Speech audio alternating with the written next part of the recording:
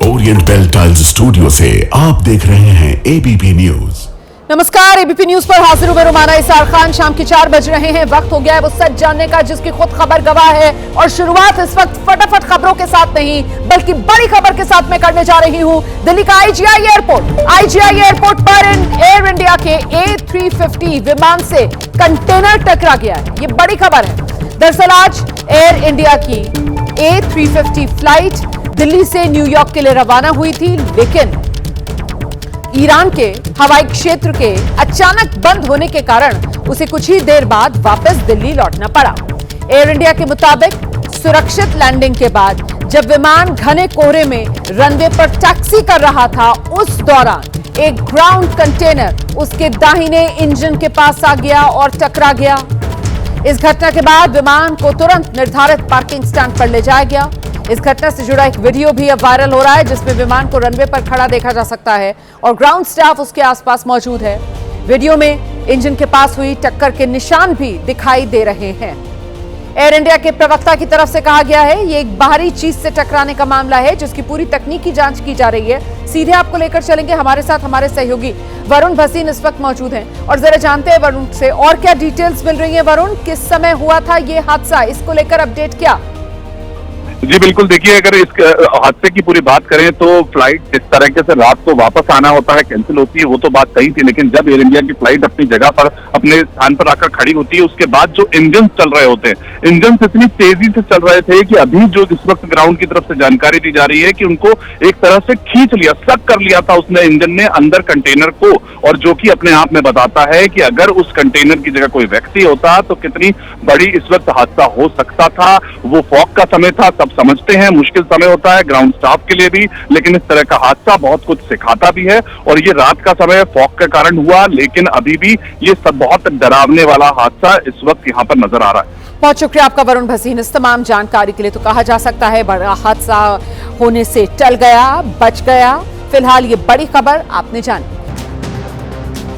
और आइए सीधे आपको लेकर चलेंगे। इस वक्त बीजेपी की तरफ से प्रेस कॉन्फ्रेंस की जा रही है। गौरव भाटिया क्या कह रहे हैं, सुनते हैं। और आज ये प्रेस वार्ता हम क्या कहते हैं, ममता बनर्जी क्या आरोप लगाती है, इस पे नहीं है। ये प्रेस वार्ता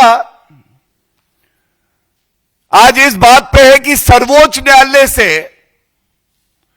एक करारा झटका ममता बनर्जी को लगा है। और यह ऐसा झटका है जिससे स्पष्ट हो गया है जंगल राज कैसा होता है। जंगल राज बिल्कुल ममता राज जैसा होता है। और मैं विधिक पहलू पे और राजनीतिक पहलू पे हमारी पार्टी का पक्ष रखूं, उससे पहले मैं सर्वोच्च न्यायालय ने जो कहा है वो आपके समक्ष रखना चाहता हूं। आज जो सबसे बड़ी बात है, दूध का दूध और पानी का पानी हो गया है। हम सब ने देखा किस तरह से एक मुख्यमंत्री जिसका दायित्व है, अगर संविधान पढ़े Mamata Banerjee, the state government is to aid and assist the investigating agencies of the centre. Aid and assist, उनके हाथ मजबूत करने थे ममता बनर्जी को। लेकिन ममता बनर्जी शुरुआत करते हैं इस तस्वीर से। यह तस्वीर देखिए, ऐसे जकड़ लिया फाइलों को, ऐसे चुरा के भागी मोबाइल फोन को कि आज सर्वोच्च न्यायालय ने क्या कहा है मैं आपको बताता हूं। सर्वोच्च न्यायालय ने सबसे पहले जो ईडी अफसर हैं, जो कानून के हिसाब से अपना कार्य कर रहे हैं, उनके खिलाफ एफआईआर दर्ज कर दी थी ममता बनर्जी की सरकार ने। सो पहला बिंदु, यह कानूनी जोर का तमाचा है उस मुख्यमंत्री को जो समझती है वो संविधान से ऊपर है। सर्वोच्च न्यायालय ने, किसी और ने नहीं, सर्वोच्च न्यायालय ने उन सभी एफआईआर पे रोक लगा दी है। दूसरी बड़ी बात, जिस तरह से ईडी के अधिकारियों को जो उनका कानूनी कार्य है उस कार्य करने से रोकने के लिए वर्दी प्रदर्शन कर रही है। आप सोचिए, पश्चिम बंगाल की पुलिस डीजीपी, कमिश्नर, ये लोग प्रदर्शन करते हैं तो सर्वोच्च न्यायालय की तीखी टिप्पणी आई है और सर्वोच्च न्यायालय ने कहा है,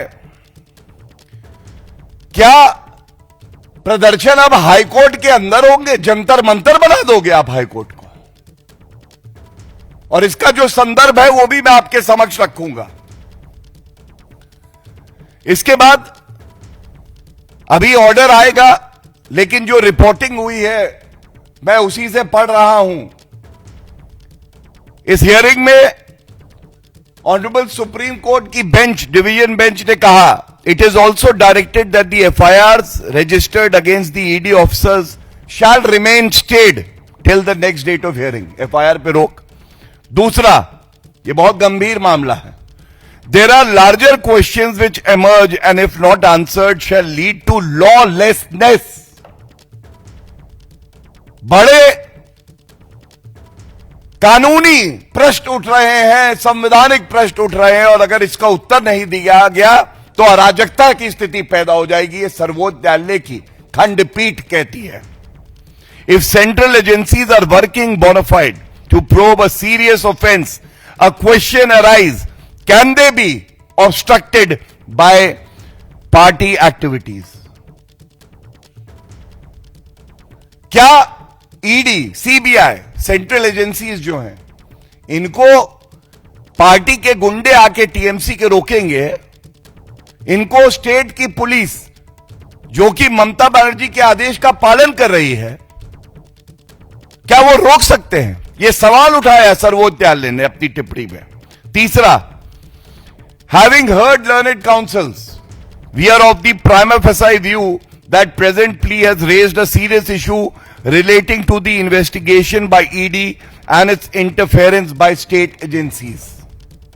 प्राइमा फेसाई, प्रथम दृष्टया पुलिस, जिसको ईडी के हाथ मजबूत करने थे, क्योंकि ये 2742 करोड़ रुपए का जो घोटाला हुआ है उसकी प्रोब चल रही है, तो वही दखल कर रहे हैं, वही डरा रहे हैं, वही रोक विवेचना को रोक रहे हैं। ये कैसा जंगल राज है पश्चिम बंगाल में? ममता बनर्जी को उत्तर देना चाहिए। आज सर्वोच्च न्यायालय ने आईना दिखा दिया है।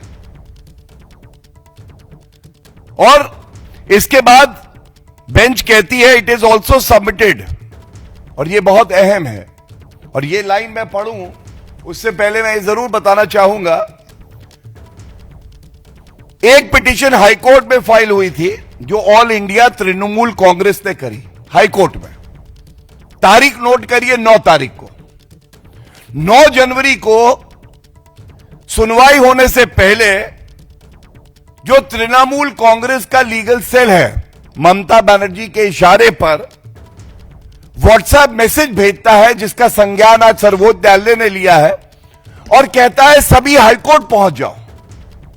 गुंडागर्दी देखिए, हमारे देश की संवैधानिक उच्च न्यायालय को गुंडों से डराने का प्रयास करते हैं। और जो बात सर्वोच्च न्यायालय ने संज्ञान ली, उच्च न्यायालय क्या कहता है सुनिए, और इसीलिए पुनः कहूंगा, यह ममता बनर्जी जंगल राज का प्रतीक है, अराजकता की मूर्ति है, और जंगल राज कैसा होता है? बिल्कुल ममता राज जैसा होता है। This is what the Calcutta high court has to say in its order of 9 Jan 2026, and I am placing quoting from that order. The environment in the courtroom is not conducive to comments continue with the hearing. और इससे पहले जो कहा है, at this juncture a huge number of learned advocates as well as other persons enter the courtroom and create enormous disturbance and commotion. Several requests made by the court to maintain the decorum and the dignity of the court so that the matter can be taken up for consideration fell on deaf ears. मतलब WhatsApp से message भेजे गए, TMC के गुंडे court के अंदर आते हैं। तो बीजेपी को आप सुन रहे थे, बीजेपी की तरफ से ममता बनर्जी पर जोरदार प्रहार किया जा रहा है और बीजेपी कह रही है कि आज सुप्रीम कोर्ट में जिस तरीके से ईडी के मामले की सुनवाई हुई है और सुप्रीम कोर्ट की जो ऑब्जर्वेशंस और टिप्पणियां सामने आई हैं, उससे एक बात साफ हो गई है। बीजेपी की तरफ से कहा जा रहा है जंगल राज कैसा होता है, बिल्कुल ममता राज जैसा होता है। ममता बनर्जी सरकार को सर्वोच्च न्यायालय ने आईना दिखा दिया, यह बीजेपी की तरफ से कहा जा रहा है। जोर का झटका है ये ममता बनर्जी सरकार को। हुआ क्या, ये जानिए आप। ममता बनर्जी को आज ईडी के खिलाफ छिड़ी उनकी जंग में सुप्रीम कोर्ट से जोर का झटका तो लगा है। वो जंग जो पिछले हफ्ते तब शुरू हुई थी जब कोलकाता में ईडी ने छापेमारी की, मामला इसी को लेकर सुप्रीम कोर्ट पहुंचा था और वहां से ममता बनर्जी को यह जोरदार झटका। कोलकाता में 8 जनवरी को आईपैक के दफ्तर और उसके डायरेक्टर प्रतीक जैन के घर पर ईडी की रेड चल रही थी। इसी मामले को लेकर ईडी ने सुप्रीम कोर्ट का दरवाजा खटखटाया था कि ईडी की रेड के दौरान ममता बनर्जी पहुंच गई और उन्होंने ईडी के कामकाज में दखल दिया और वहां से वो महत्वपूर्ण दस्तावेज अपने साथ ले गई। अब आज जब ये मामला सुप्रीम कोर्ट में सुनवाई के लिए आया, इस सुनवाई के बाद कोर्ट ने ईडी अफसरों के खिलाफ जो राज्य सरकार ने एफआईआर दर्ज की थी उस पर रोक लगाने का आदेश दिया है और साथ ही बंगाल सरकार, पुलिस और टीएमसी को नोटिस जारी करते हुए जवाब मांगा है। आपको बता दें, आईपैक पर हुई छापेमारी के दौरान ममता बनर्जी खुद छापेमारी वाली जगह पर पहुंच गई थी। वहां से लैपटॉप, फाइल, मोबाइल फोन लेकर बाहर आई थी।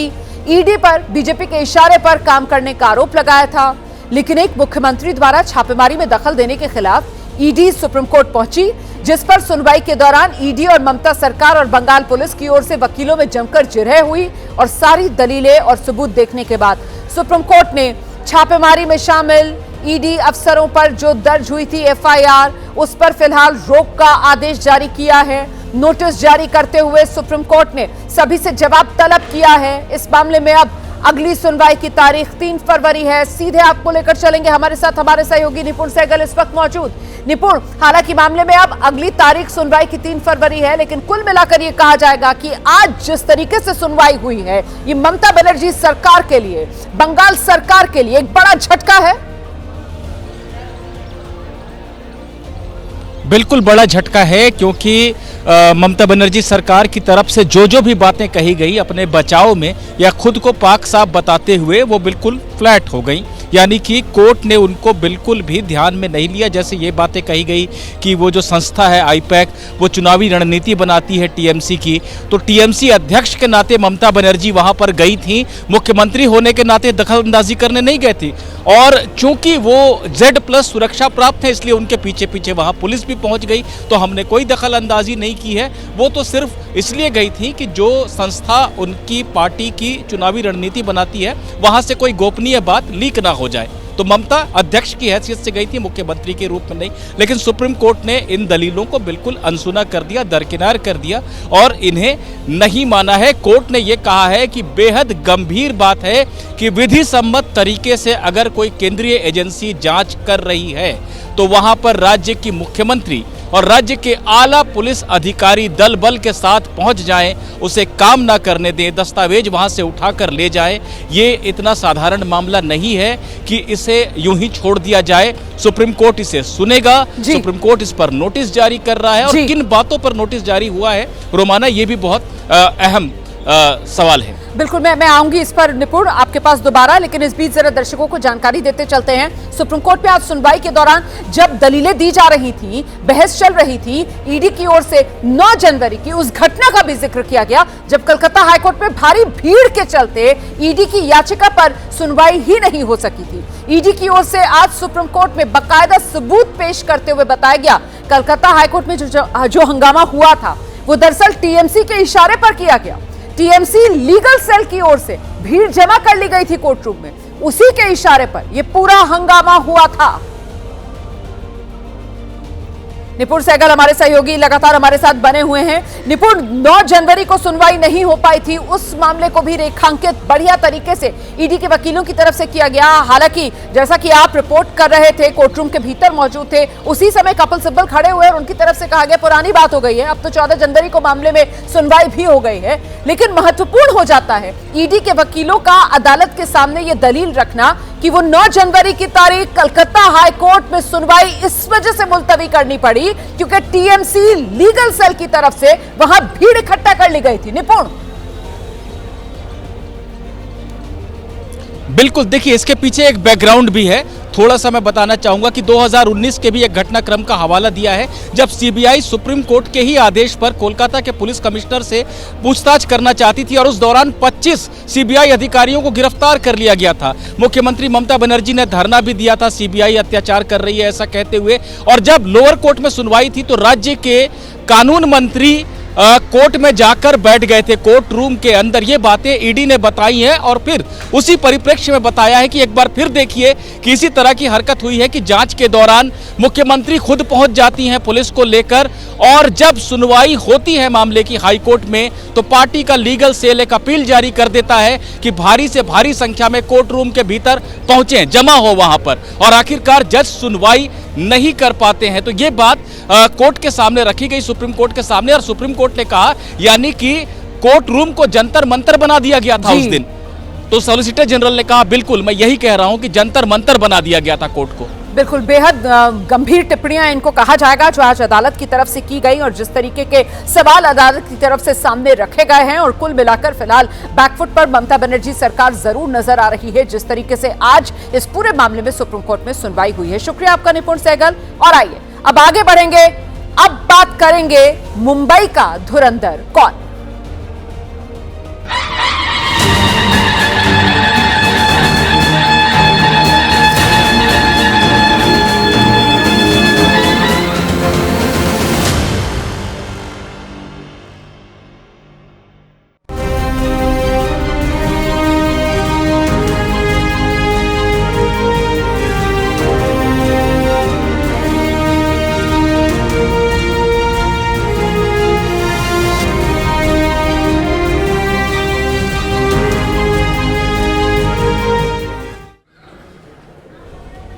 तो महाराष्ट्र में बीएमसी चुनाव के लिए वोटिंग जारी है। 5:30 बजे तक वोटिंग का समय है। राजनीति के दिग्गजों से लेकर बॉलीवुड की हस्तियों तक सब वोट डालने के लिए पहुंच रहे हैं।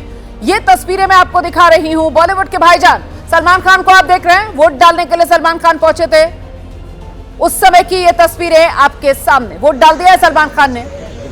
बांद्रा इलाके में सलमान खान का वोट है और वहीं सलमान खान वोट डालने के लिए पहुंचे। और जाहिर सी बात है, सुपरस्टार है सलमान खान। सलमान खान जब वोट डालने के लिए पहुंचे तो उस समय जो बाकी मुंबईकर वहां पहुंचे हुए थे, सलमान खान के साथ सेल्फी लेने की एक कोशिश जोर सी वहां पर लोगों में नजर आई। और सलमान खान ने निराश नहीं किया अपने फैंस को। सलमान खान ने मुस्कुराकर सेल्फियां खिंचवाई। तो ये तस्वीर आपके सामने आज सुबह से ही हम देख रहे हैं। सितारे जमीन पर मुंबई में नजर आ रहे हैं। बॉलीवुड के स्टार्स, क्रिकेट की दुनिया के दिग्गज, इसके अलावा राजनीति के धुरंधर तो पहुंच ही रहे हैं अपना अपना वोट डालने के लिए। मुंबई की ये तस्वीरें हैं। आज सुबह से ही बॉलीवुड की कई सेलिब्रिटीज वोट डालने के लिए पहुंची हैं। तो सलमान खान वोट डालने के लिए पहुंचे। बीएमसी चुनाव है, 227 सीटों के लिए यहां वोट डाले जा रहे हैं। 2017 में आखिरी बार बीएमसी में चुनाव हुए थे। 2022 के बाद से चुनाव ड्यू थे और आखिरकार अब आज बीएमसी वोटिंग का दिन और कल नतीजों की घड़ी आएगी। तो वोट डाल दिया सलमान खान ने और उसके बाद अपने अंदाज में कैमरे पर स्याही लगी उंगली का निशान दिखाते हुए और कहीं ना कहीं इंस्पायर करते हुए, प्रेरणा बनते हुए अपने फैंस के लिए, मुंबईकरों के लिए। दूसरी तरफ आप देख रहे हैं अर्जुन कपूर वोट डालने के लिए पहुंचे थे। अर्जुन कपूर ने भी वोट डाल दिया। वोट डालने के बाद वो भी पोलिंग बूथ से निकलते हुए स्याही लगी उंगली का निशान अर्जुन कपूर ने भी दिखाया। तो लगातार जो सेलिब्रिटीज हैं वो पहुंच रही हैं वोट डालने के लिए। देखिए समय अभी भी है। अगर आपके इलाके में भी वोटिंग हो रही है और आपने अब तक वोट नहीं डाला है तो वोट जरूर डालिए। ये देख लीजिए आप किस तरीके से ये सेलिब्रिटीज वोट डालने के लिए पहुंचे। इसमें सुनील शेट्टी, जॉन अब्राहम, जॉनी लीवर, रजत कपूर, श्रद्धा कपूर, दिव्या दत्ता, पद्मिनी कोल्हापुरी, गुलजार, सब पहुंचे वोट डालने के लिए। इसके अलावा सचिन तेंदुलकर, अक्षय कुमार तो सुबह सुबह वोट डालने के लिए पहुंच गए थे। सचिन तेंदुलकर भी सुबह अपने परिवार के साथ वोट डालने के लिए पहुंच गए थे। तो जबरदस्त उत्साह देखने के लिए मिल रहा है। सीधे आपको लेकर चलेंगे। हमारे साथ हमारे दो सहयोगी इस वक्त मौजूद हैं। मुंबई से गणेश ठाकुर और सूरज ओझा इस वक्त हमारे साथ जुड़ गए हैं। पहले जरा गणेश के पास आपको लेकर चलेंगे और जानते हैं जरा गणेश से रफ्तार क्या रही है। आज मुंबईकरों ने किस उत्साह के साथ वोट डाला है बीएमसी चुनाव में, अभी तक का आंकड़ा क्या कह रहा है गणेश? देखिए करीब करीब 35 से 40% वोटिंग हुई है, ऐसा फिलहाल दिख रहा है या नज़र आ रहा है। इसके आंकड़े थोड़ी देर में चुनाव आयोग की तरफ से सामने आएंगे, लेकिन जो उत्साह विधानसभा में दिख रहा था वो थोड़ा सा इस बार कम होता नज़र आ रहा है। इसका फ़ायदा किसे मिलेगा? देखिए, करीब 55-60% तक मतदान अमूमन विधानसभा में हुआ था, तो ऐसी स्थिति में अगर विधानसभा का ही ट्रेंड रहा तो उसका फ़ायदा किसे होगा, ये एक बड़ी बात है। उसको लेकर अब चर्चा हो रही है। तो बीजेपी एक तरह से दावा कर रही है कि इस बार 100+ हो जाएगी, तो ठाकरे बंधु भी कह रहे हैं कि इस बार परिवर्तन की लहर है और परिवर्तन होगा महानगर पालिका में। लेकिन वोटिंग परसेंटेज और जिस पॉकेट्स में वोटिंग हुआ है वो देखना बहुत महत्वपूर्ण होगा, और उसी के आधार पे हम आगे आकलन कर पाएंगे कि ज़्यादा परसेंटेज होता है तो किसे फ़ायदा मिलेगा, एंटी इनकम्बेंसी के लिए मतदान हुआ है या प्रो इनकम्बेंसी है, और अगर कम होता है तो उसके पीछे की वजह क्या है। लेकिन उत्साह है, सेलिब्रिटीज़ भी आ रहे हैं, लोग भी आ रहे हैं। सुबह भीड़ थी, बाद में एक थोड़ा सा स्लो ट्रेंड दिखा वोटिंग का, लेकिन अब दोपहर बाद वापस लोग आना, केंद्र पर आना शुरू हुए हैं। तो मुझे लगता है अमूमन 50 से 60% के बीच मतदान होगा, और आकलन तब किया जाएगा जब पॉकेट्स सामने आएंगे, कौन से पॉकेट में कितना मतदान हुआ है और किसको कितना फेवरेबल है। तो कांटे की टक्कर दिखाई दे रही है। ठाकरे बंधु भी मराठी अस्मिता को लेकर मैदान पे उतरे, तो बीजेपी महायुति विकास के मुद्दे पर वोट मांग रही है। सबसे बड़ा सवाल यही है कि आखिरकार अब जब मुंबईकर वोट डालने के लिए निकले हैं तो फिर बीएमसी में वो कौन सा मुद्दा चला है। फिलहाल ये देख रहे हैं आप, जो सेलिब्रिटीज वोट डालने के लिए पहुंचे, जो मैं पहले बता रही थी कि सुबह सुबह का वक्त था, अक्षय कुमार पहुंच गए थे, पत्नी ट्विंकल खन्ना पहुंची उनकी वोट डालने के लिए, विशाल डडलानी, नाना पाटेकर, हेमा मालिनी, सचिन तेंदुलकर, आप देख रहे हैं वो सेलिब्रिटीज जिन्होंने सुबह पहुंचकर वोट डाल दिया था। तो लगातार ये सिलसिला जारी है। क्या खास, क्या आम सब वोट डालने के लिए पहुंच रहे हैं? सूरज ओझा का रुख करेंगे। सूरज, बड़ा सवाल ये कि आखिरकार आम मुंबईकर अगर पोलिंग बूथ तक पहुंच रहा है तो वो कौन सा मुद्दा है जो उसको खींच कर लेकर आ रहा है? क्योंकि इस चुनाव के अंदर मराठी अस्मिता से लेकर विकास, घुसपैठिया, बांग्लादेशी, बुरके वाली, हिजाब वाली, हिंदू, मराठी हिंदू, कई मुद्दे गरमाए। रोमाना, मैंने अभी कई लोगों से बात की, लेकिन इस चुनाव में उन्होंने कभी भी किसी भी बात में हिंदू, मुस्लिम, मराठी ऐसा कोई जिक्र ही नहीं किया। जिससे भी मैंने बात की उनका ये कहना था कि वो इस उम्मीद से मतदान करने आ रहे हैं कि जो भी जीतेगा वो उनके लिए काम करेगा। देखिए, मुंबई शहर है, ट्रैफिक बहुत ज़्यादा होती है, वो एक सबसे बड़ी समस्या है। रास्ते पर गड्ढे बहुत होते हैं, वो दूसरी समस्या है। यहाँ का AQI बहुत ही गंदा हो चुका है, उसकी समस्या है।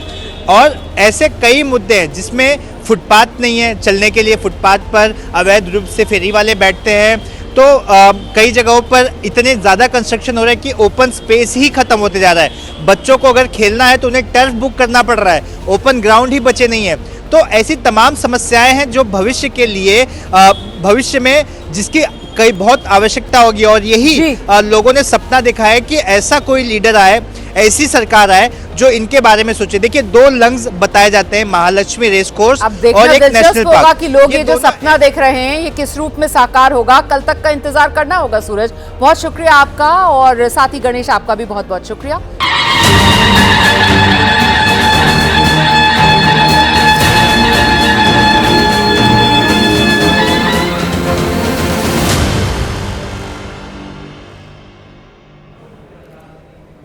तो मुंबई का धुरंधर कौन? बीएमसी के लिए वोट डाले जा रहे हैं, मुंबई का फैसला कर रहे हैं। तस्वीरें मैं आपको दिखाती हूँ, सेलिब्रिटीज पहुंच रहे हैं वोट डालने के लिए, और इसी क्रम में करीना कपूर खान पहुंची हैं वोट डालने के लिए पति सैफ अली खान के साथ। तो सैफ और करीना वोट डालने के लिए पहुंचे हैं। इससे पहले मैंने आपको सलमान खान की तस्वीर दिखाई, अक्षय कुमार की तस्वीर दिखाई, ट्विंकल खन्ना की तस्वीर दिखाई, सुनील शेट्टी से लेकर जॉनी लीवर, श्रद्धा कपूर, बॉलीवुड की तमाम सेलिब्रिटीज वोट डालने के लिए पहुंच रही हैं। ये तस्वीरें आप देख रहे हैं, सैफ अली खान, करीना कपूर खान पहुंचे हैं वोट डालने के लिए।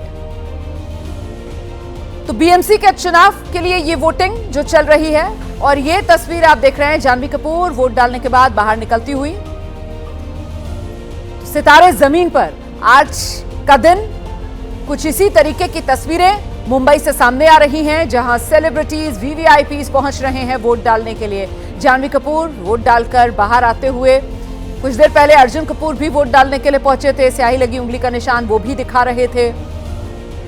तो ये तस्वीरें जानवी कपूर की, सैफ की, करीना की वोट डालने के लिए पहुंच रहे हैं सेलिब्रिटीज। अगर आपके इलाके में भी वोटिंग का दिन है आज, और अगर आपने अब तक वोट नहीं डाला है तो वोट जरूर डालिए। ये आपका अधिकार भी है और आपकी जिम्मेदारी भी। एक जागरूक नागरिक के तौर पर अपनी जिम्मेदारी जरूर निभाइए। तो बीएमसी समेत 29 नगर निकाय के लिए महाराष्ट्र में आज वोटिंग का दिन है। वोटिंग शाम 5:30 बजे तक होगी, तो अभी भी करीब 1 घंटे का और वक्त है। अगर आपने अभी तक वोट नहीं डाला तो वोट जरूर डालिए। इस बार का बीएमसी चुनाव बेहद खास हो जाता है क्योंकि सियासी तौर पर 2017 के मुकाबले इस बार महाराष्ट्र की राजनीति पूरी तरह बदली हुई है तस्वीर। शिवसेना दो फाड़ हो चुकी है, एनसीपी दो फाड़ हो चुकी है। 2017 के बाद अब जबकि बीएमसी का ये चुनाव हो रहा है तो ये वो बदले हुए सियासी समीकरण जहां बीजेपी साथ में शिंदे सेना है और वहीं दूसरी तरफ ब्रांड ठाकरे को बचाने के लिए ठाकरे बंधु एक साथ चुनाव मैदान में ताल ठोक रहे हैं। लेकिन बड़ी बात यह कि बीएमसी चुनाव में महाविकास अघाड़ी और महायुति दोनों ही गठबंधन जो केंद्र से लेकर राज्य तक की सत्ता में साथ साथ हैं, निकाय चुनाव में आते आते बिखर चुके हैं। और इस बीच ये 3 तस्वीरें आपके सामने। सेलिब्रिटीज जब वोट डालने के लिए पहुंचे, सलमान खान की तस्वीर आप देख रहे हैं, करीना कपूर खान, सैफ अली खान की तस्वीर आप देख रहे हैं, जानवी कपूर की तस्वीर आप देख रहे हैं। वोट डालने के लिए तमाम सेलिब्रिटीज पहुंच रहे हैं। तो बेहद महत्वपूर्ण बीएमसी का ये चुनाव हो जाता है। बीएमसी की अहमियत आप इसी बात से समझ सकते हैं कि सबसे अमीर नगर निगम, दोपहर 3:30 बजे तक का आंकड़ा सामने आ गया। 41% वोटिंग दोपहर 3:30 बजे तक हुई है।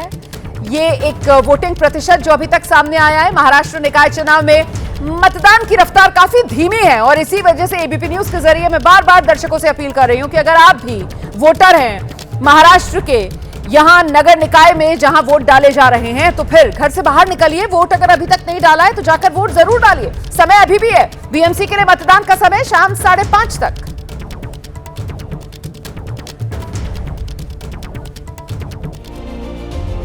अब बात ईरान में जारी विरोध प्रदर्शन की करेंगे। अमेरिका और ईरान में युद्ध छिड़ने की आशंका लगातार गहरा रही है।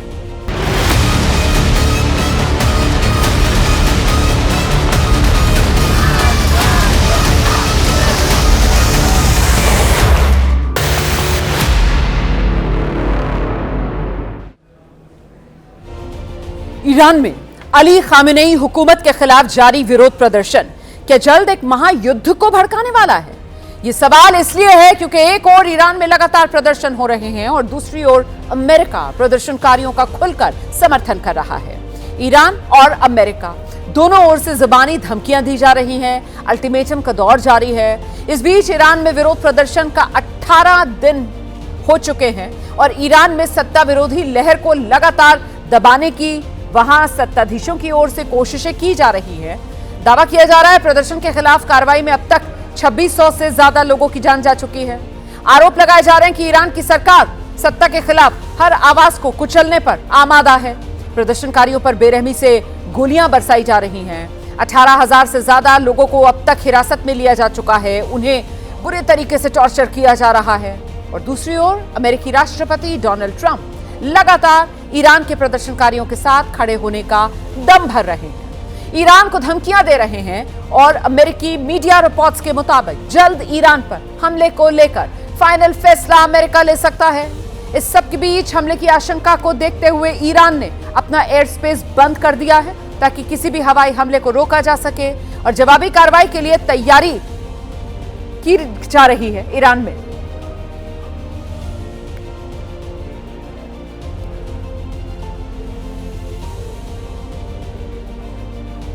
दोनों देशों के बीच लगातार धमकियों का दौर चल रहा है। दूसरा संकेत, धमकियों के बीच ईरान ने अपना एयर स्पेस बंद कर दिया है। तीसरा संकेत, अमेरिका समेत कई देशों की ट्रैवल एडवाइजरी। चौथा संकेत, मिडिल ईस्ट में अमेरिकी सैन्य ठिकानों पर हलचल। पांचवा संकेत, कतर एयरबेस से अमेरिका ने अपने सैनिकों को हटाया। छठा संकेत, अमेरिका ने मिडिल ईस्ट की तरफ भेजा जंगी जहाज। सातवां संकेत, यूएस ने दक्षिण चीन सागर से मिडिल ईस्ट भेजा है जंगी बेड़ा। आठवां संकेत, ईरान की ओर जा रहा परमाणु एयरक्राफ्ट कैरियर अब्राहम लिंकन। नौवां संकेत, दूसरे देशों ने अपने नागरिकों से ईरान छोड़ने के लिए कह दिया है। 10वां संकेत, अमेरिकी मीडिया में लगातार सैन्य कार्रवाई को लेकर अटकलें जोरों पर है।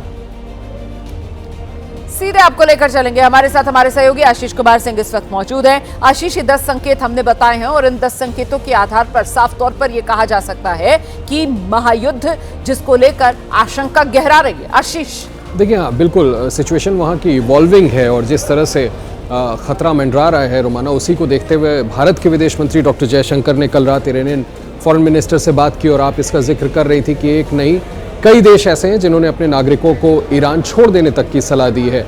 और जिस तरह से अभी आपने जिक्र किया कि जंगी जहाज़ बाकायदा डोनाल्ड ट्रंप ने मिडल ईस्ट में भेजा है, तो निश्चित तौर पर जितने इम्पल्सिव डोनाल्ड ट्रंप अभी तक नज़र आए हैं अंतर्राष्ट्रीय विवादों को लेकर के, उसमें हम ये रूल आउट नहीं कर सकते कि सिचुएशन एस्केलेट कर सकती है। हाउएवर, डोनाल्ड ट्रंप का आपने वो भी बयान देखा जिसमें उन्होंने कहा है कि उन्हें इस तरह की जानकारी मिल रही है कि अब पॉलिटिकल एग्जीक्यूशंस या जिस तरह से लोग विरोध कर रहे हैं उनके एग्जीक्यूशंस ईरान नहीं करेगा। एक जानकारी मैं आपको और दे दूं, एयर स्पेस जो है रोमाना वो खोल दिया है तेहरान ने फिर से, तो संभव है कि थोड़ा सा आपको सिचुएशन मेल्ट डाउन होता हुआ नजर आए। बहुत शुक्रिया आपका आशीष इस तमाम जानकारी के लिए।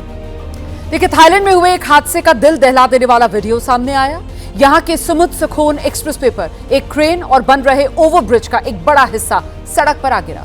इस हादसे का चौंका देने वाला वीडियो भी सामने आ गया है। इस हादसे में 2 लोगों की मौत हो गई है, कुछ लोग घायल भी हुए हैं। हादसे के बाद हड़कंप मचा, लोग जान बचाने के लिए इधर उधर भागते नजर आए। 48 घंटे के भीतर थाईलैंड में ये दूसरा हादसा है। इससे पहले चलती ट्रेन पर क्रेन गिर गई थी। उस हादसे में 32 से ज्यादा लोगों की मौत हो गई थी और 30 के करीब लोग घायल भी हुए थे। 78वें सेना दिवस के मौके पर आज जयपुर में सेना का शौर्य देखने को मिला है। ऑपरेशन सिंदूर के बाद ये पहला सेना दिवस है और पहली बार भैरव रेजिमेंट और नेपाली आर्मी बैंड ने समारोह में हिस्सा लिया है। परेड में पिनाका रॉकेट लॉन्चर से लेकर आकाश मिसाइल सिस्टम, ब्रह्मोस मिसाइल का दम सब देखने को मिला। HMRV T-90 अर्जुन टैंक और कई घातक हथियार भी परेड के दौरान अपनी शक्ति का प्रदर्शन करते नजर आए। आसमान में भारतीय वायुसेना का रोमांचक एयर डिस्प्ले भी देखने को मिला। इसके अलावा मराठा, लाइट इन्फेंट्री और सिख रेजिमेंट के संयुक्त बैंड ने अपनी धुन से समा बांधा। समारोह में राजस्थान की झांकी भी नजर आई।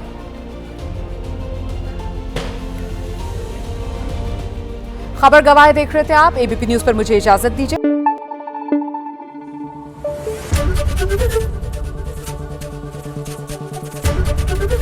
एबीपी न्यूज आपको रखे आगे।